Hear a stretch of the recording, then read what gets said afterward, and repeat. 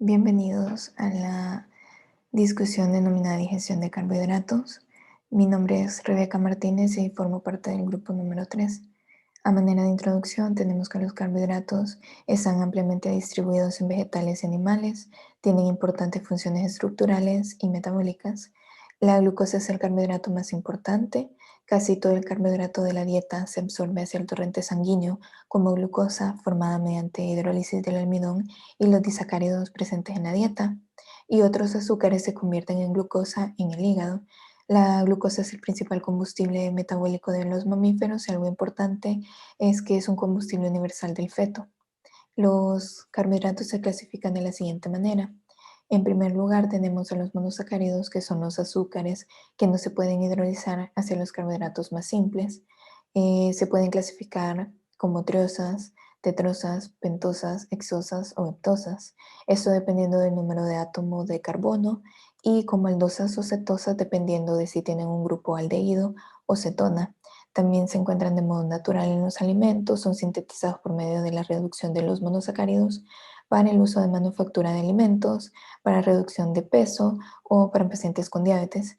Se absorben poco y tienen alrededor de la mitad del rendimiento de energía de los azúcares. En segundo lugar tenemos a los disacáridos, que son productos de condensación de dos unidades de monosacárido. Algunos ejemplos son la lactosa, maltosa, sacarosa, trealosa. Los oligosacáridos son productos de condensación de 3 a 10 monosacáridos. Casi ninguno de estos es digerido por las enzimas en el ser humano. Y por último, tenemos a los polisacáridos, que son productos de condensación de más de 10 unidades de monosacáridos. Los ejemplos son los almidones y las dextrinas. Hidrólisis, como proceso básico de la digestión de los carbohidratos. Es la reacción química entre una molécula de agua y otra macromolécula, en la que la molécula de agua se divide y rompe uno o más enlaces químicos, y sus átomos se convierten en un enlace de otra sustancia química. De manera general, podemos decir que la hidrólisis se refiere al rompimiento de enlaces con la ayuda del agua. Aplicada a la fisiología, específicamente en la digestión, es necesaria, ya que por medio de ella se degradan todos los alimentos. La hidrólisis de un disacárido en medios ácidos o en acciones enzimáticas. Este libera dos monosacáridos idénticos o diferentes. El enlace glicosólico se produce entre el carbono 1 de una molécula glucosa y el carbono 4 de otra molécula de glucosa. Y de ahí se obtiene por hidrólisis parcial del almidón. Casi todos los hidratos de carbono de los alimentos son grandes polisacáridos o disacáridos, formados a su vez por combinaciones de monosacáridos unidos entre sí por condensación.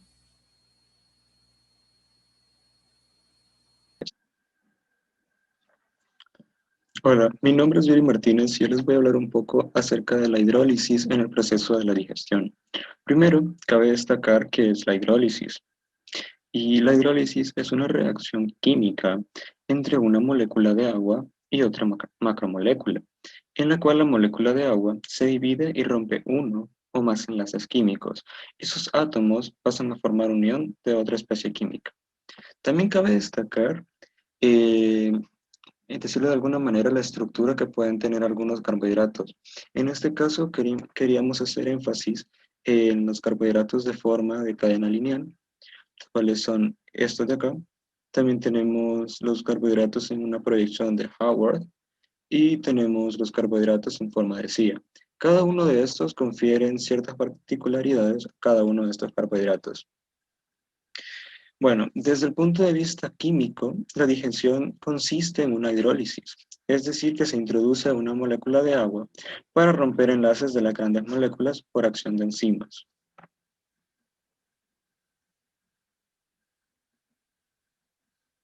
Cabe destacar también que en una reducción drástica y repentina de los carbohidratos, esto puede provocar efectos secundarios temporales, como pueden ser el estreñimiento, el dolor de cabeza y calambres musculares.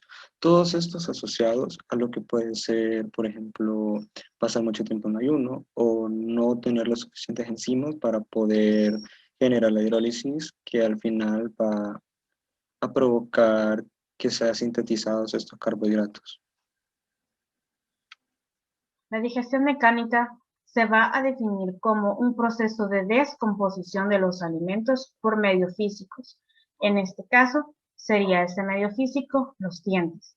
Se va a iniciar con la masticación de los alimentos en pequeños pedazos.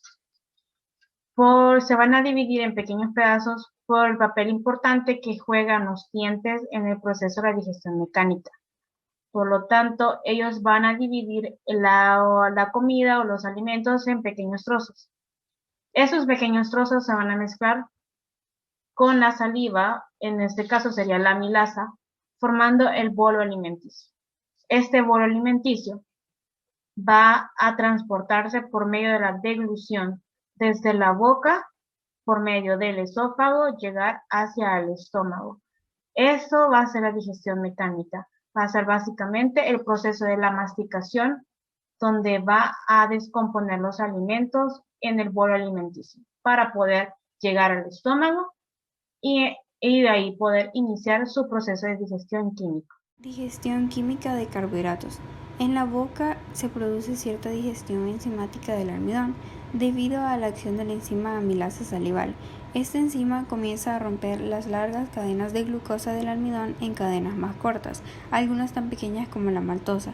En el estómago, el pH bajo inactiva la amilasa salival, por lo que ya no funciona una vez que llega a este. Aunque hay más digestión mecánica, hay poca digestión química. En el intestino delgado, la mayor parte de la digestión de carbohidratos ocurre aquí, gracias a un conjunto de enzimas.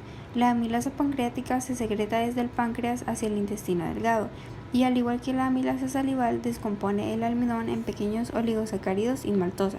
La enzima invertasa digiere la sacarosa en sus unidades constituyentes de glucosa y fructosa, mientras la lactosa es digerida por la lactasa formando glucosa y galactasa. Estos monosacáridos se absorben en el intestino delgado y se transportan al hígado a través de la sangre. El hígado convierte la fructosa y la galactosa en glucosa. La glucosa se convierte en una fuente de energía inmediata o se almacena en el hígado y los músculos en forma de glucógeno. En el intestino grueso, cualquier carbohidrato que no fue digerido en el intestino delgado, principalmente fibra, pasa al intestino grueso, pero aquí no hay digestión enzimática de carbohidratos. En cambio, las bacterias que viven en el intestino grueso, llamadas microbiota intestinal, fermentan estos carbohidratos para alimentarse. La fermentación también produce ácidos grasos de cadena corta que las células del intestino grueso pueden utilizar como fuente de energía. Buen día, mi nombre es Carlos Martínez y yo les hablaré sobre las enzimas que participan en la digestión de carbohidratos. Estos según su sitio de secreción. Secreción de la saliva. La saliva contiene dos tipos de secreciones, una serosa y una mucosa. En la secreción serosa es rica en tialina, que es una enzima destinada a dirigir los almidones.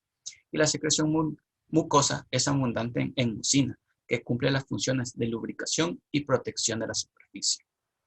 Las principales glándulas salivales son las parótidas, las submandibulares y las sublinguales. En la secreción biliar, el hígado secreta bilis en dos fases. Los hepatocitos, que son las principales células metabólicas, secretan una porción inicial que contiene grandes cantidades de ácidos biliares, colesterol y otros componentes orgánicos.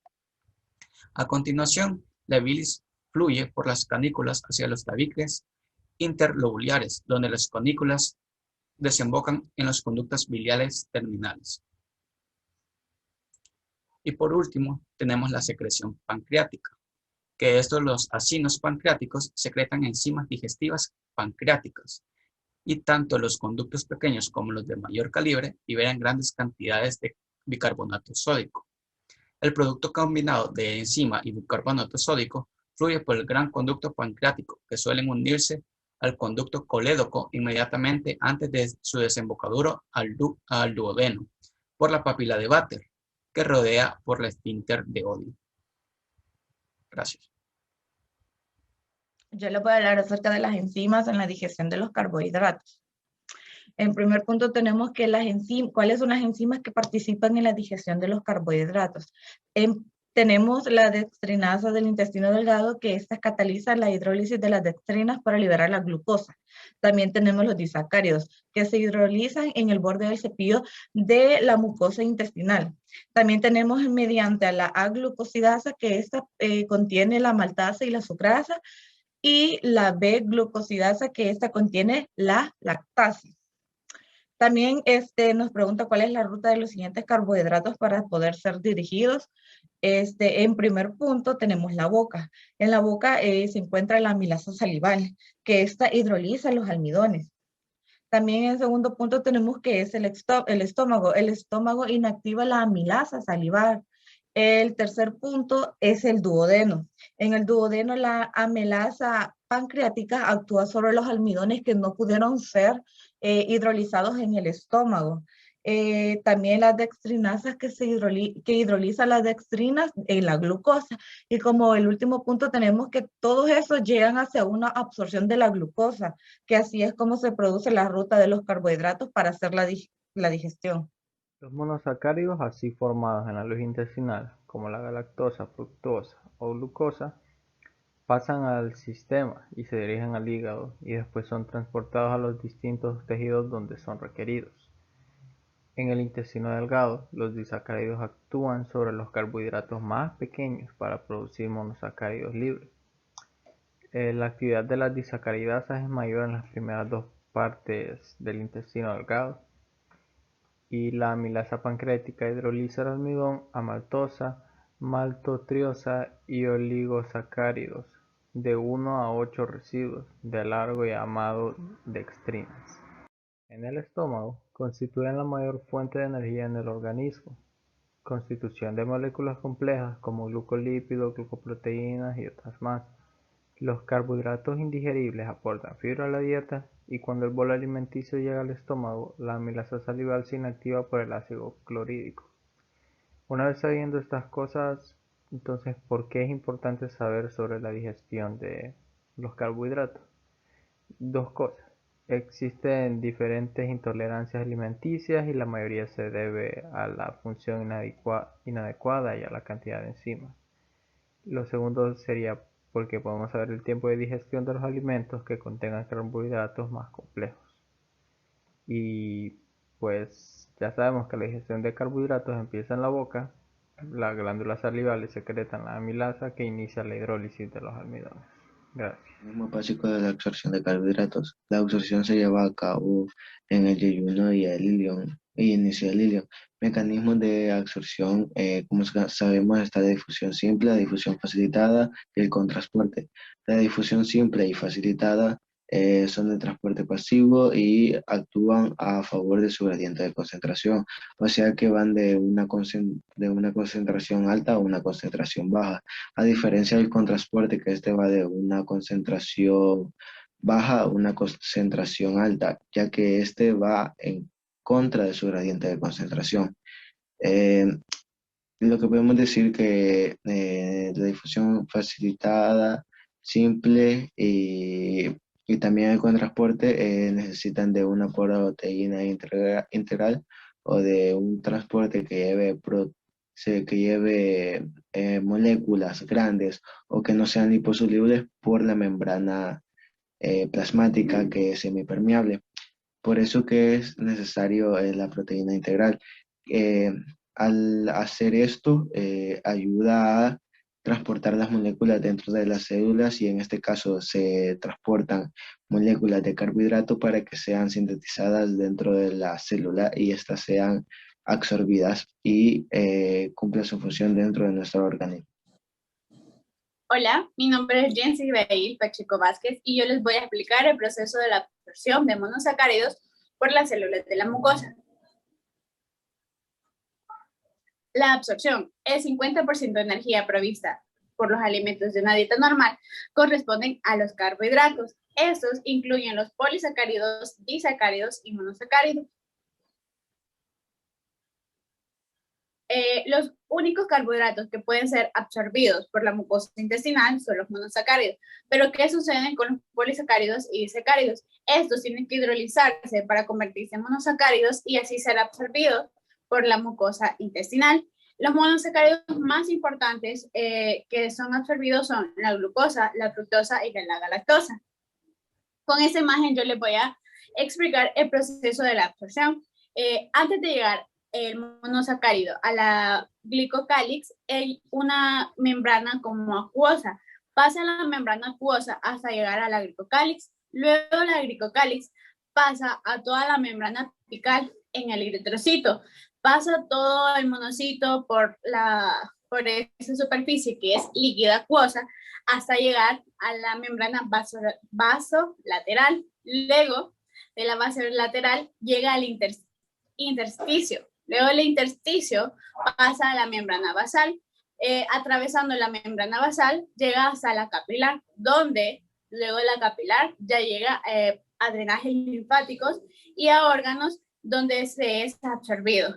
Esto ha sido todo. Muchas gracias. El transporte de sodio a través de la membrana celular se divide en dos etapas.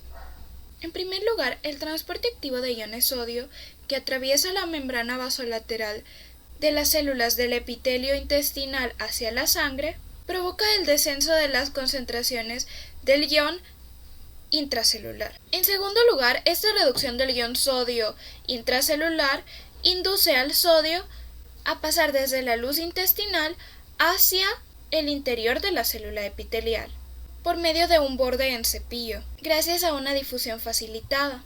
A partir de aquí, el sodio debe combinarse con una proteína de transporte, pero para esto necesita de una sustancia adecuada, en este caso la glucosa. De este modo, tanto el sodio como la glucosa se transportan hacia dentro de la célula juntos. La menor concentración del ion sodio dentro de la célula empuja literalmente tanto al sodio como a la glucosa hacia dentro de la célula. A partir de ahí, tanto otras enzimas como otras proteínas facilitan la difusión de la glucosa. En resumen, es el transporte activo del sodio el que genera la fuerza necesaria para transportar a la glucosa y al sodio dentro de la célula.